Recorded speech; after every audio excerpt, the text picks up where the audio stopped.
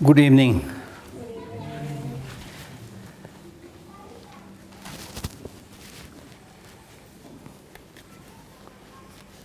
So in the library we have a program of every month running 5 days evening classes alternately by myself and two other Geshes. So this month is my turn. So I'm just fulfilling my duty. Okay. And there may not be much that you can get from me, but it's important to work together, study together, reflect together to find out the truth. And then it's up to oneself whether to apply it or not. There's a Tibetan saying, "Phorap chigi lozili phunding sumji to Durga." That means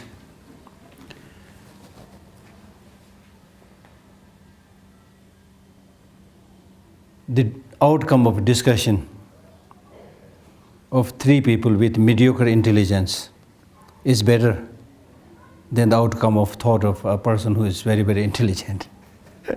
So therefore, through discussion, we can improve, we can learn, and the end purpose of such discussion is to really improve oneself.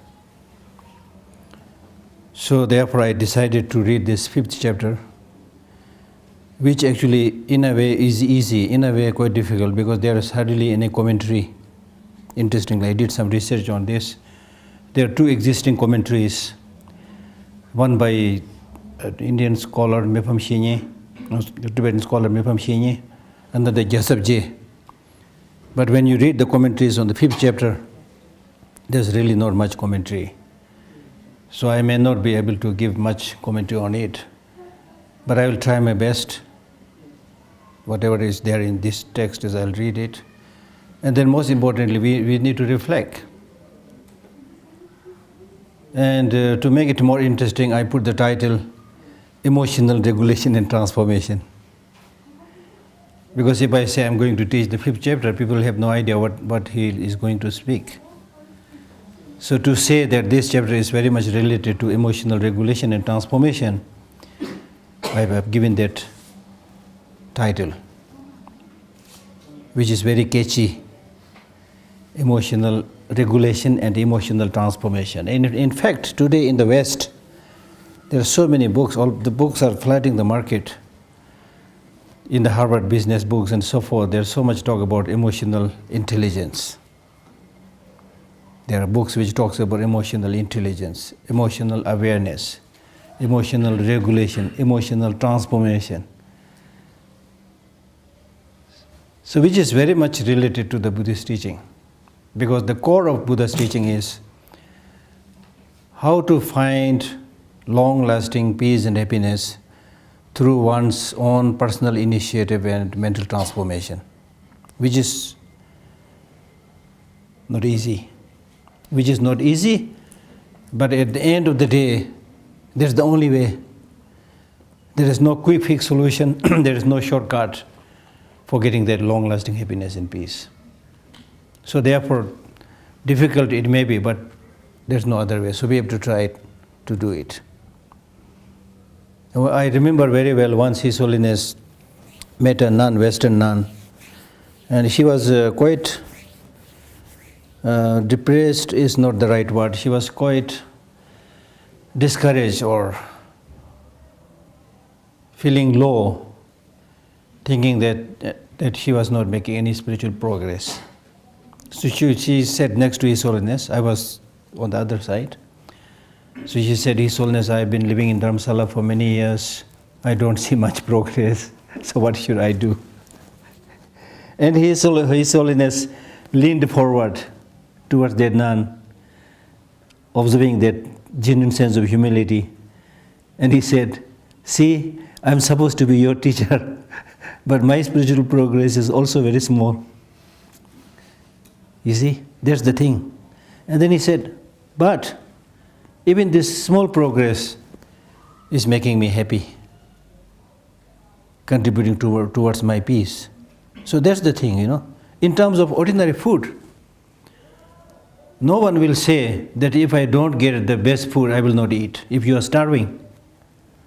If you are starving, and just this morning I was watching a BBC documentary where some of these pirates who were caught and imprisoned for many years and had a very hard time.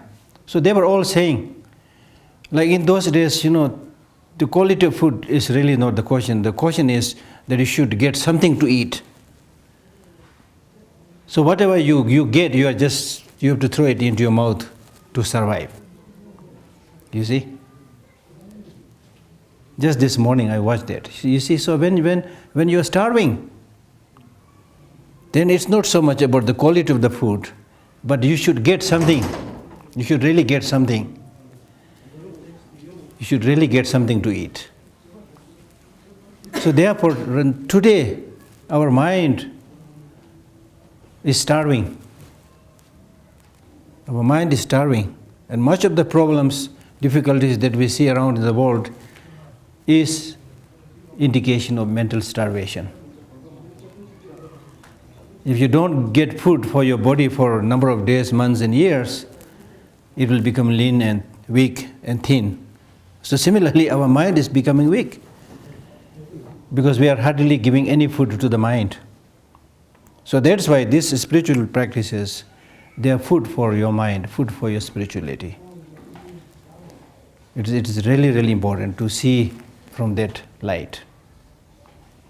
Because at the end of the day, it's very important to realize that the one that decides your future, one that makes the decision, is your mind. As I've been saying during my past talks also, it is really your mind. It is really your mind which makes the decision, Your mind is your boss. So it is common sense that the boss must be good. So that's why we are saying that your mind must be good. Because you want happiness, you want peace. And one that can give you that peace, that happiness is your mind. That's the main thing. So therefore, it is extremely, extremely important to take care of the mind. So all these Buddhist teachings and other wisdoms from other traditions and religions are aimed towards regulating emotions, transforming emotions, especially the destructive emotions.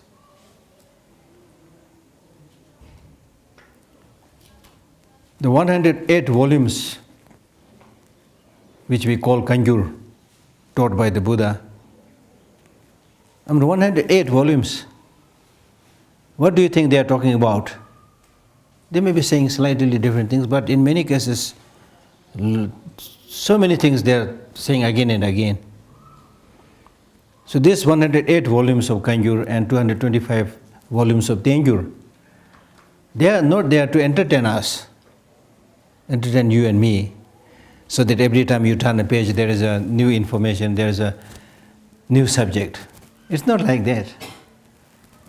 In one way or the other, they will be saying more or less the same thing. Because the target of all these teachings is how to destroy the negative, destructive emotions. That's the target.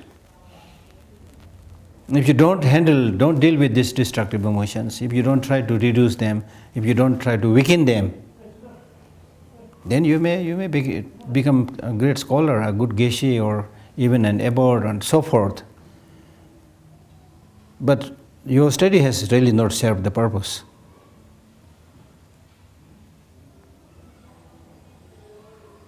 So that is not easy, you see, transforming your mind. Practicing is the most difficult part. Knowledge is important, it also takes time, but that is not the most difficult thing. The most difficult thing is practicing it. Seeing the destructive, negative emotions as your enemy, fighting them in the battle, weakening them, Especially one has to see individually. I mean, there are countless negative emotions. You may not be able to fight with all of them at one go. So the best way of dealing with this negative emotion is one, to see out of these countless negative emotions, which I'm sure we all have, which one of these has a predominant presence within you. Because that is going to harm you, that is going to destroy you. So therefore try to deal with that destructive negative emotion. Right? So now I'll give you 1 minute to reflect. I'm not going to talk. I'm trying to change my way of teaching. So I'll give you 1 minute and think which one of this negative emotion has a predominant presence in you. So it's a kind of meditation. You find it out.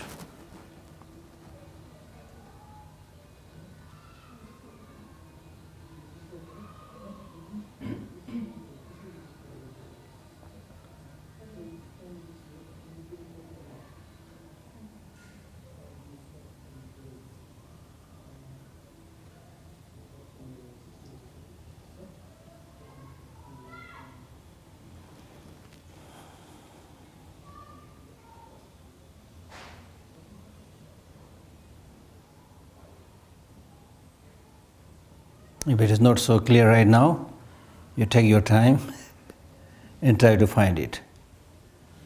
Then probably make a list of all the negative emotions, which one of is most destructive, and put it in the hit list. I'm becoming a little bit violent now, you see. Put it in the hit list. Number 1, anger. Number 2, attachment, whatever, depending upon each individual. And then try to deal with that destructive emotion. Anger, you need to now sit down, specialize on anger. In what ways anger is destructive to you? Go back, read your own life history. How did you deal with different people? When was the last time when you got angry? What did you do at that time? What kind of scene you created? Was it really useful or destructive, as the teachings are saying? You need to confirm it. It's not just saying. Based on your own personal life and experience, you need to find that out and write a list that I call anger very bad because of this.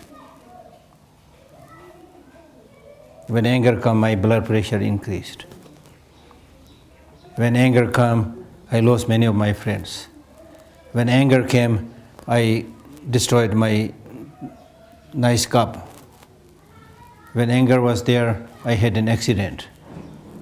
When anger was there, I looked ugly. So many things you can find that out. And the reason to find things in that way is so that you are absolutely sure that this thing called anger is horrible and destructive. Right? There is a story at the time of the Buddha. The Buddha asked his congregation of monks, he asked 2 questions. Question number 1 that he asked was, why is it that when two people fight,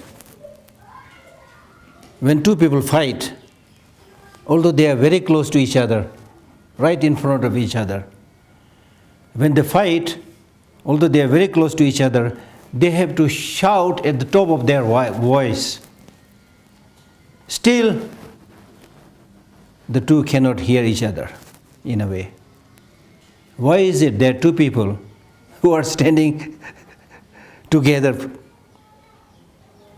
face to face, shouting at the top of the voice, saying all the bad things, you stupid, you blind, whatever, They're shouting at the top of the voice, still they are unable to hear each other. Why? The monks could not answer. They were not sure what is the answer. Then the Buddha said, okay, I'll ask you another second question. When 2 people, when they like each other, when they love each other, they may be sitting very far. And they are not even talking.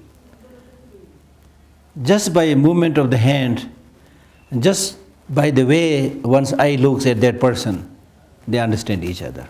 Why? Beautiful story.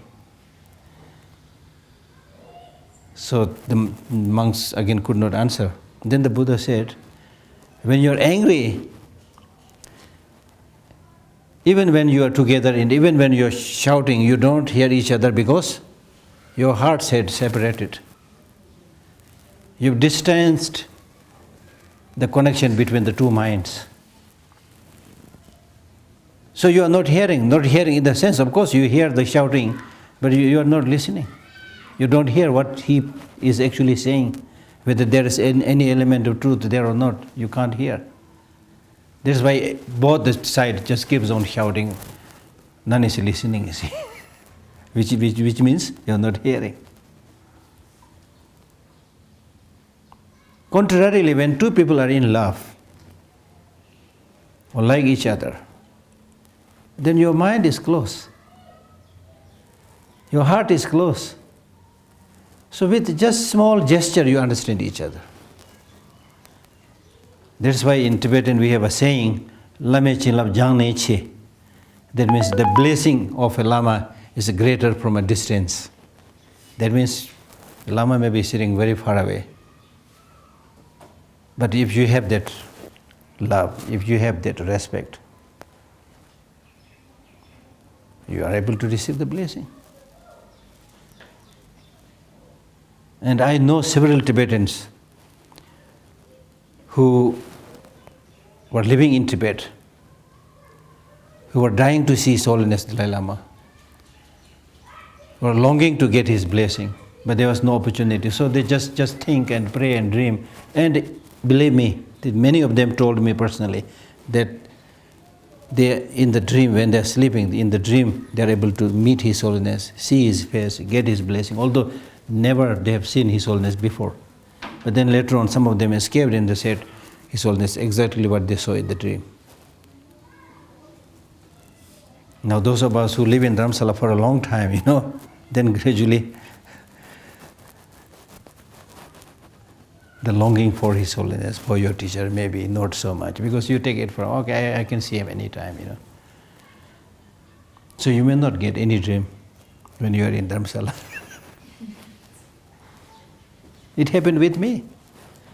When I live here, I don't get dream. But when I go to America, some further places, I get his dream, you see. So it's really like your mind. So it is your mind which can make your destiny, which can mar your destiny. So it's the key thing. If you really want that long-lasting peace and happiness. In a way difficult, in a way very simple. So unless you are able to understand the essence of the teaching, you keep on reading books. You read the whole Kanjur, you read the whole Tenjur, then several other commentaries and books, but you will remain the same fellow as used to be. That's what we see all the time. I see myself like that, hardly any transformation, hardly any change. But I make attempt, you see. So one has to make attempt. Because there's no other choice, there's no other way. Some people who say bad things about Buddhism, or, then I tell them, it's up to them. If they want to say bad things about Buddhism, let them say. Don't get angry. But then that person who is saying that, okay, Buddhism is not so good, he has also to say, what else is there which is good? He might say science. He might say some other things. So again he has to explain why this one is good, you see. So the important thing for us is to make a conclusion. A conclusion. Life is short. That is exactly what Shantideva said in his Bodhisattva way of life. Life is short. There are too many things to know. And we do not know the span of our life. Today may be our last day. It is possible. Today may be our last day. I'm not frightening you. It's the reality. So in which case, what is it that you are going to reflect? What is it that you are going to hang on to? What is it that is you are going to take with you? So it's important when you do religious practice, you need to know how to get the essence. How to get the essence. Many of the Buddhist teachers, they give an example by saying, I have only one servant. The Kadamba masters, who are experts in the mind training, they say, I have only one servant. And that servant is very efficient. He does all the job. So similarly, the practices like bodhicitta, wisdom, understanding, emptiness, they are very efficient. If you develop these qualities, they'll do all the job. For example, if you have the wisdom, understanding, emptiness, it will do all the job of removing the ignorance, which is the root of all the negative emotions. So all the negative emotions will be gone like that. Because it is this wisdom which sees the reality, emptiness or reality. And that wisdom, seeing the reality, is the direct counter force against ignorance, which is the misconception of the reality. Similarly, if you have loving kindness and compassion, or bodhicitta, as Buddha in one of his sutras says, if you have one quality in the palm of your hand, you have all the qualities in the palm of your hand. And what is that quality? He says, great compassion. I mean, imagine one quality, which means, compassion means, how nice if all sentient beings are without suffering. If you're somebody who genuinely has that wish, how nice all sentient beings are without suffering, then all other negative activities, destructive activities will cease. How can a person who says, how nice if all sentient beings are without suffering, how can that person bully others? How can that person exploit others? How can that other person, that person cheat others? So all other negative emotions will cease, wrongdoings will cease. So in our case, we are not achieving much success because we read a little bit here, read a little bit there, and we are not convinced with anything. And we are not able to make that strong spiritual bond. We are not spiritually, we don't have that hunger for spirituality. I mean, imagine with our regular material food. If your lunch is deprived, if your dinner is deprived, imagine. You will feel restless, oh, I'm hungry, I didn't get my lunch, oh, I'm getting headache, You get restless. But for the mind, it is starving, nobody is feeding. So there is not much appreciation, So how can you change? How can you transform? So there should be a kind of passion. And to develop that passion, you need to see the urgency of these spiritual practices. You need to see clearly the importance of these spiritual practices, because there is nothing that can replace these spiritual practices. I mean, look what is available today in the world. The best we have is science and technology, right? And what did it give? Yes, nice place to live. You don't have to sit in darkness. The light is there. You don't have to walk on foot. You can go by bus or even car or even fly. Yes, many nice material facilities are given. But at the end of the day, story is, by these modern material facilities, are we better as a human being? Are we happier? Are we much in harmony than before because of scientific and technological development?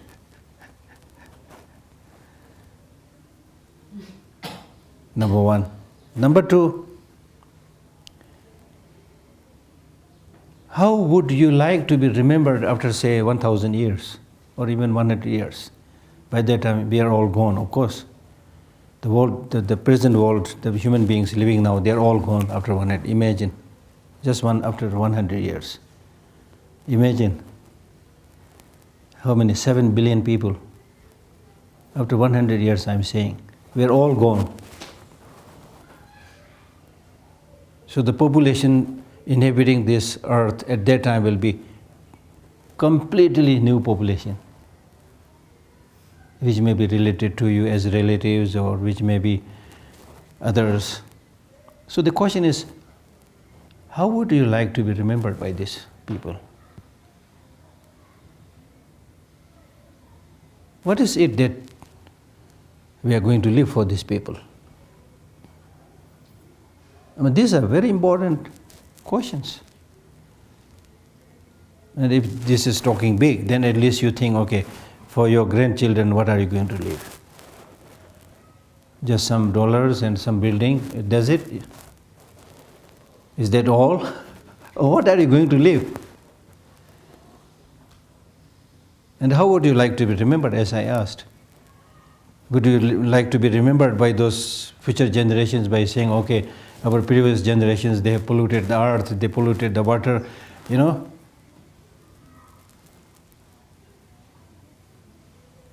They invented all the destructive nuclear bombs.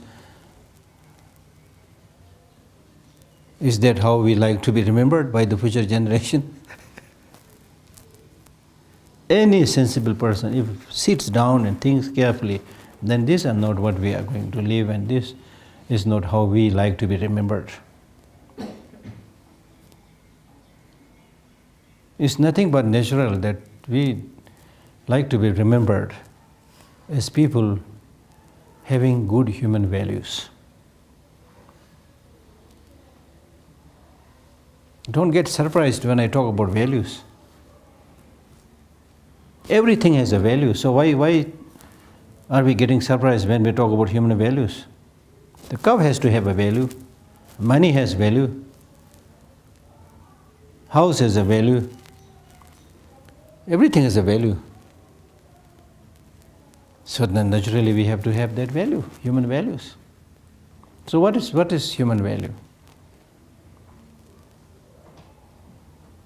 The human values boil down primarily to fundamental good human ways of life, ways of thinking, good human values. So these good human values, which are free from destructive negative emotions, these positive emotions are going to be the savior. These positive emotions can save the world. These positive emotions can bring long-lasting peace and happiness. Nothing else can give you that long-lasting peace and happiness. I mean, if you look around and see people, you know, they're busy going up, going down, doing this, doing that. But most of the time you will see them either buying something or selling something, trying to get something, you know. They spend so much time on getting and disposing these material things. Not so many people are working to equip oneself with these positive qualities.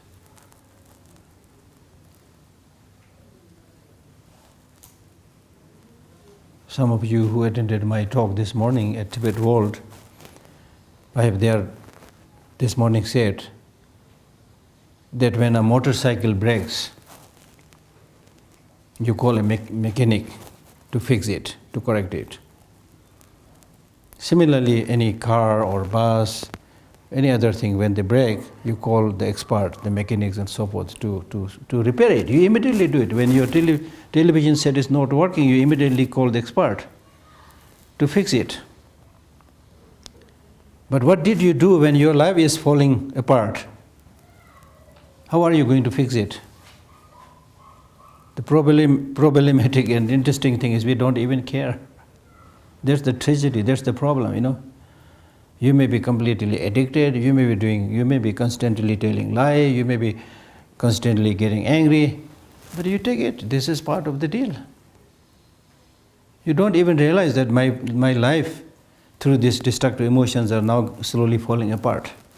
Your families are falling apart. The world is falling apart. But people still talking about, like, look at what is happening in Syria now. Look at what is happening in Iraq. Still people think the only solution is killing each other.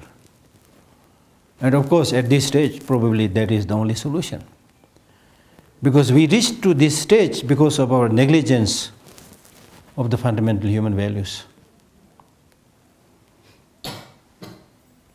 So we let these negative emotions erupt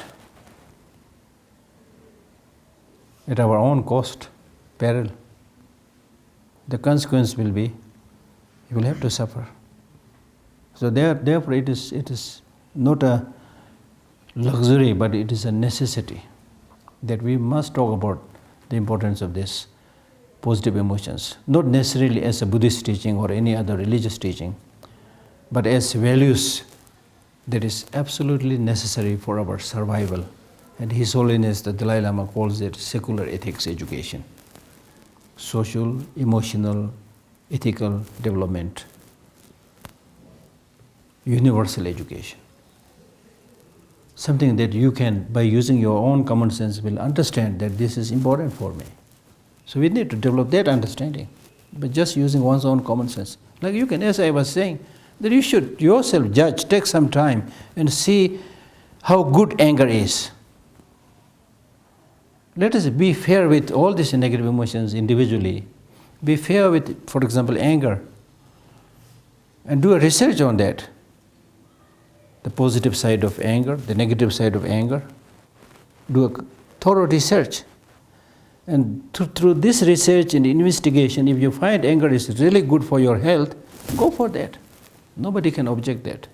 You can prove and say that scientifically, I found anger is really, really very important, very good. And then write a book.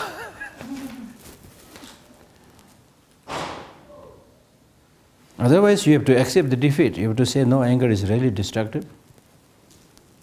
And at least according to Buddhist teaching, and as far as we know, anger seems to be destructive.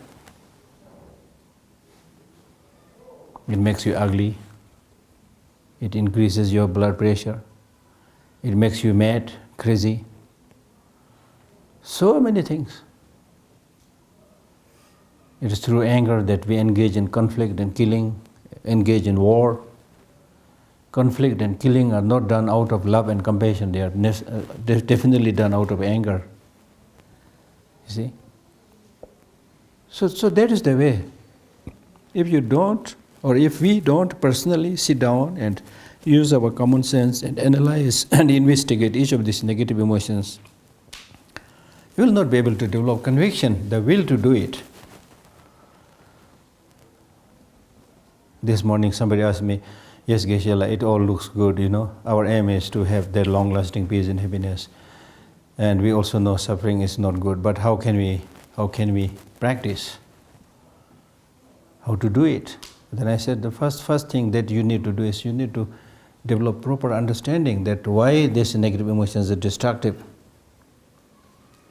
You need to thoroughly know why each of these negative emotions is destructive. If you know that, then you will stop or at least make an attempt to not to develop these negative emotions. I give the example of poison. If I say pick a pill of poison and put it in my cup right in front of you and say, look here, I'm putting poison. Okay, anybody want to drink? Please come forward and drink. And I said, unless you belong to that fanatical group. There are fanatical groups who at the asking of the religious instructor, they'll drink poison and die. There are some cults who do this. But otherwise, any sensible human being, when they know for themselves that Geshe put poison, there's really poison, then nobody will come forward and drink that poison. Because now you know this, if I take this, it will kill me. It's bad for me. It's going to kill me. But in the case of anger, we say, oh, anger is bad. But because there's no conviction, we keep on getting angry all the time. We keep on feeding the anger all the time. We keep on giving food to the anger. What is the food for anger? Each of these negative emotions, in order to survive, they need food. The food for anger is unhappiness of mind. When your mind is not happy, then you get angry. Nobody gets angry when they're happy. When you're unhappy, then you get irritated, then you get angry. So therefore, don't give food, which means don't become unhappy. Be happy. So it's really, really important. We need to do a lot of actual homework, exercise, not just listening to some teaching. And asking of people, I give some talks here and there, but I feel very uncomfortable. Why are we talking, and nobody is doing much,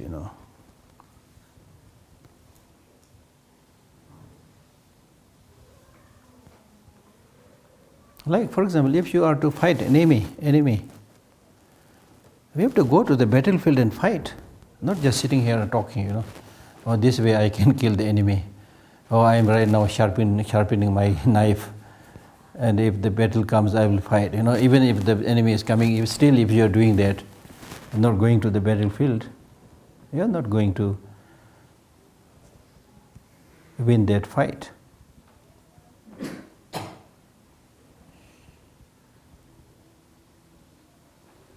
So these days I've started saying that in Buddhism we say the root cause of all sufferings is ignorance. Right? Right?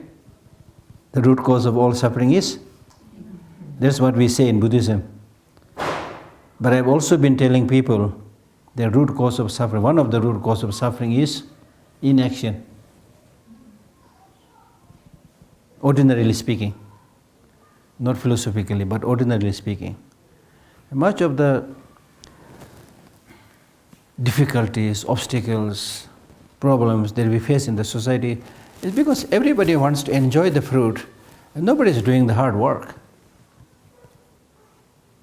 If everybody comes out, make their own individual contribution for the betterment of the family, betterment of society, the society will change like this. But it's not like that, They always they want to reap the fruit of the hard work of few individuals. And the rest of them, and then you spend the time like that, you see. So therefore, I always tell people, whether it's religious practice or it's, your political persuasion, whatever it is, you need to have that fire in your mind, in your heart. The wish to do something. And that wish to do something for others will come if you have a clear discernment of the plight of the people,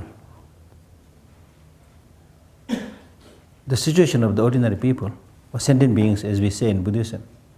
The ordinary people, doesn't matter how they present themselves, as a celebrity, as a Hollywood movie actor, or Bollywood movie actor, or as a president, a prime minister, or as a beggar, in whatever they present themselves. But at the core, the reality is they are all subject to death, destruction, aging, illness. As I said, the maximum one can live is 100 years, and there is no guarantee there. Famous scientist like Einstein, he died when he was, how old he was when he died? No, sorry, Shakespeare. When he died, he was just 50-year-old man. So some die when they're old, some die when they're young, some die when they're just able to crawl, just able to crawl. Some die in the womb, mother's womb. So there's no certainty, you see. So that's the situation. And then they look at the body of each and every one of us. This is not made of diamond. It's not made of stone. It's made of flesh, bones, fragile things, you see.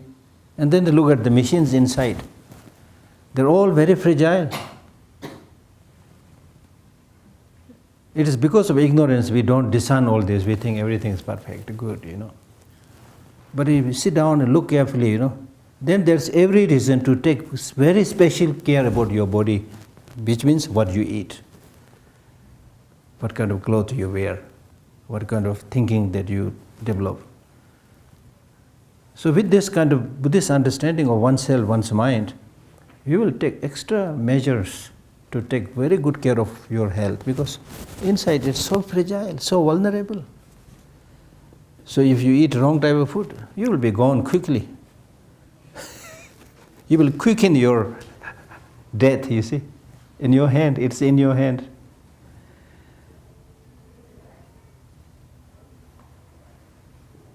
When we talk about age, there are different types of age. Chronological age, which we start right from the birth, then we count chronological age. Then there is a biological age,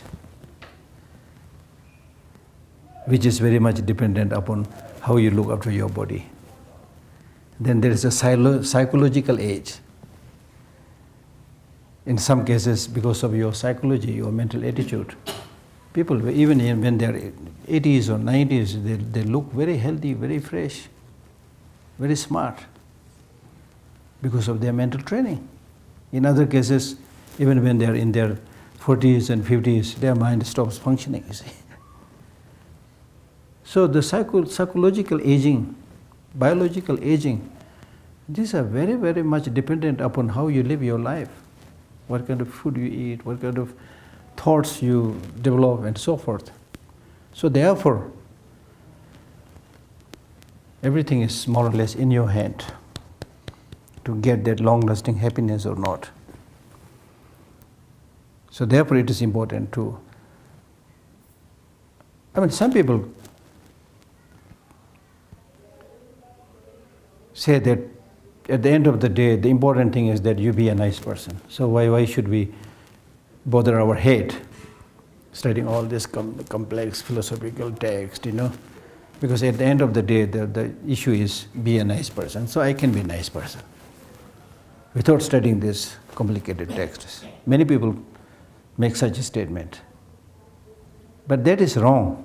Yes, it is true. The most important thing is to be a good person, but you need to know how to become a good person. Good person doesn't mean that you sit there without talking and remain like an image,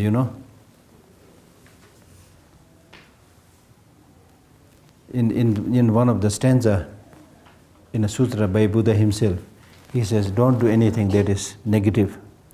Do everything that is positive. Completely transform your mind. That's my teaching, you see. He said, don't do anything that's negative. Okay, understandable. Do everything that is positive, yes. Now how would you do it? Completely transform your mind. Meaning until and unless you train your mind, you study, you will not know how to develop the positive emotions and how to remove the negative emotions. So that's why he made the third statement, completely transform your mind. Now transforming your mind means understanding this host of negative emotions as well as the positive emotions. And then accordingly how to nurture and cultivate these positive emotions and how to do away with these negative emotions. So there's a lot of work, you see. And in Buddhism, it is said that the root cause of suffering is ignorance.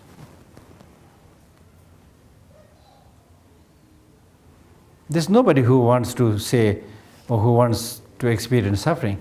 But we are suffering. Why? Because of ignorance. There are things that we can do and get happiness, but we are not doing. And why we are not doing? Because we are ignorant. If everybody wants, some question has been asked by saying, if everybody wants happiness, then why people are not happier?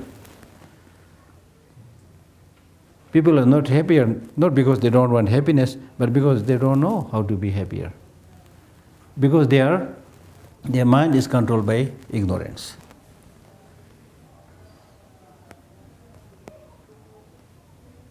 I have seen people who are repeatedly committing certain wrong things, negative things. So sometimes I wonder why they are continuously doing this, when it's so obvious to me that this is not good. Say smoking or whatever. But people, until and unless they start experiencing the obvious suffering, they think it's okay. That's the problem. Until and unless we see the actual suffering, we think, okay, drink, okay, smoke, okay, fight, okay. So through all these activities, when you yourself has become a victim, only then you realize, oh, I should not have done this. That's what we are seeing today in the world, I mean, look at the conflicts between two nations. In the beginning, when somebody tells them that you solve this problem through negotiation, through dialogue, they say, no, we cannot negotiate, we cannot dialogue. He's my sworn enemy.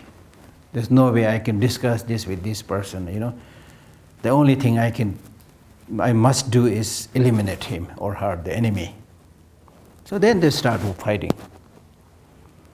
That's what we see repeatedly. Then they start fighting, then having killed thousands and thousands of people on each side, having destroyed billions worth property, buildings and so forth. Then when the leader's life is in threat or something, then they say, cease fire. How stupid we are. If you are somebody who is really bold and have the wisdom, right in the beginning, as we say in English, a spark that is extinguished in time saves a forest fire. You see? I mean, completely crazy, insane. Out of insanity, we are doing all these destructions. So therefore you can clearly see the magic and mystery is in our own mind. And if you know how to handle this mind,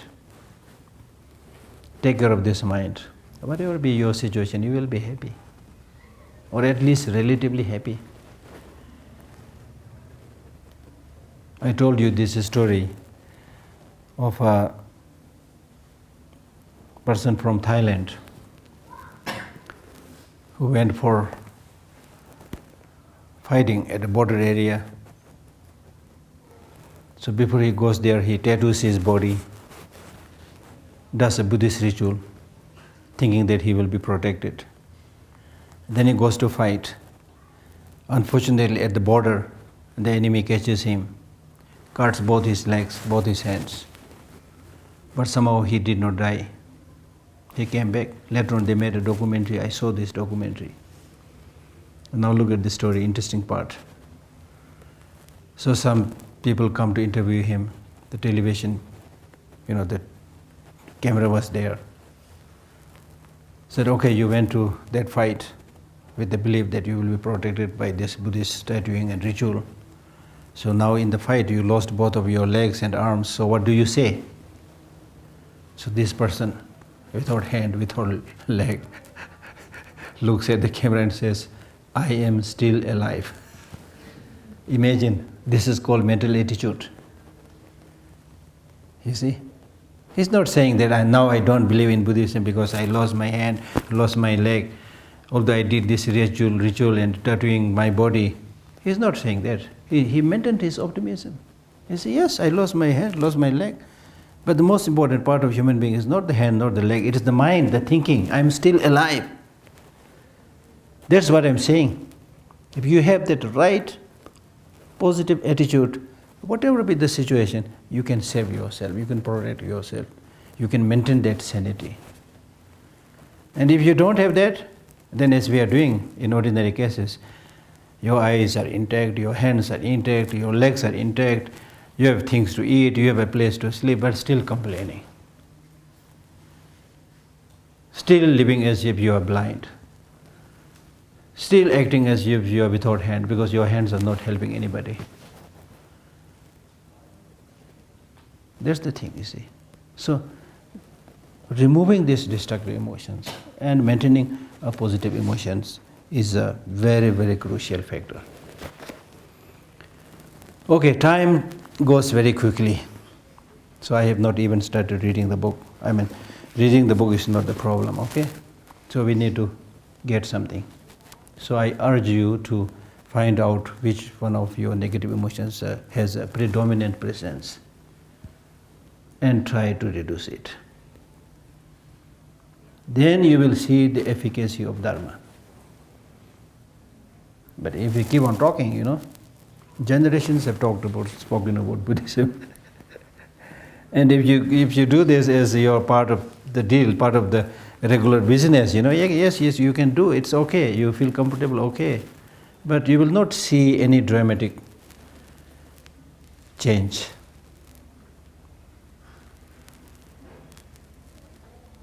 Right? Any questions before I stop? Could you please tell us something about your view on the strong spiritual bonds? Strong spiritual bonds with each other. Strong spiritual Bonds. vows. The bonds, you see. Am I pronouncing? Bonds, spiritual bond. I may not be using the right word. Spiritual bond means that you have this strong feeling for the need to do the spiritual practice. Your mind and heart should be into that. Just like study, Some people, when they study, within a short time, they make almost like quantum leap, big progress, because they are focused. They are in it. They are interested. When you are interested, you easily learn. You easily remember. You go around finding the meaning, whatever. So you learn things in a short time. But if your attitude towards your spiritual practice or your study is lukewarm, yes, I have to study because I'm giving my parents are giving my fee, or the Central Tibetan Administration is giving my fee, or I have the opportunity, so I have to do this, So when everybody goes, you also go, you're sitting there. And when everybody stops, you're stopping there. But there you have a very lukewarm attitude, not genuine interest. Then there will be not much progress. That's why I'm always saying there must be fire in the heart. Because it's the fire that moves you. As I always say, that knowledge is not something to be pegged in the corner of your mind. It should be something that colors your emotion, that makes you move, get up, go and do things for others. That's called knowledge. It's not equal to information. We should not become like computers. Computers can also get a lot of information. But with all this information, the computer will not move and go and do things for others. But in the case of actual knowledge, with the human beings, by this knowledge you should be so inspired that, yes, this is so important, I will do it. That kind of fire must be there. Only then you will be able to bring about changes, whatever it is. But if you remain lukewarm, okay, it's good. Then what you are practicing is called feel-good practice. It makes me feel good, but there's no stamina. It's like half sleeping, When you half sleep, it also makes you feel good. But there's no fire, there's no energy, there is no alertness, there is no awakening. So waking up is what we needed. Waking up from the slumber, sleep in ignorance, right? And you can do this with the recognition that I am so lucky. I'm a human being, not a dog, not a cow. I have this big head, big brain. I can think, I can do. Imagine if you're born as a cow and dog, nothing you can do.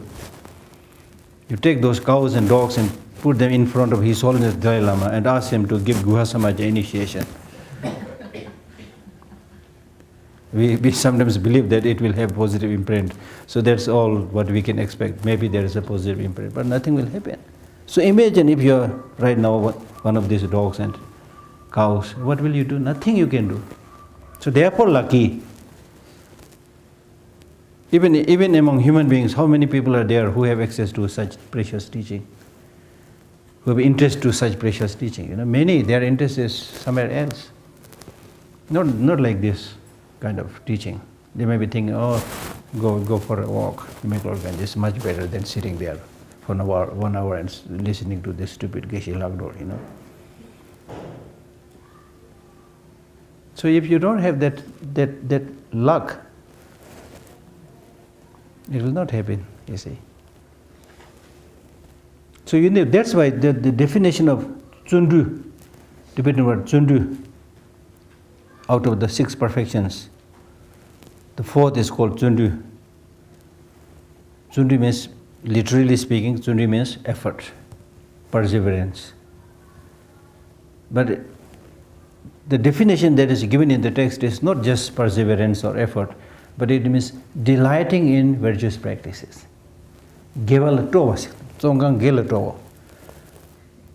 Such a beautiful description. Delighting in doing good things. Delighting, you see. When you have this delight, joy, as I already explained, in whatever you are doing, then you can easily learn it. It's really like sitting with your very close friend, who after many years you are meeting today, your long lost friend. If you are meeting that person today, your heart is full of delight. Wow, my very old classmate or friend, let's go for a cup of tea or dinner, lunch, whatever. And you have no sense how the time is flying, You are so happy. Because time is time. The duration is same, but whether time is flying or not is dependent upon how you are experiencing it. When you sit with your sworn enemy, the time duration may be same, but you will be constantly watching your watch, saying, oh my goodness, time is still, still 1 hour to go, things like that. Because your mind is reluctant, you see. So therefore, for those look at His Holiness Dalai Lama, how busy he is. But whenever he has the time, he goes to the practice. I had the great luck of working in his office for 16 years and also got opportunity of sitting sometimes quite close to him to watch some of his activities. He gets up at 3:30. Doing his prostration, meditation, reading scriptures. And as a result, how many millions of people getting benefited from his thinking, his teaching, his way of life, you see. So you have to have this joy and delight in doing good things. Okay? Any other questions?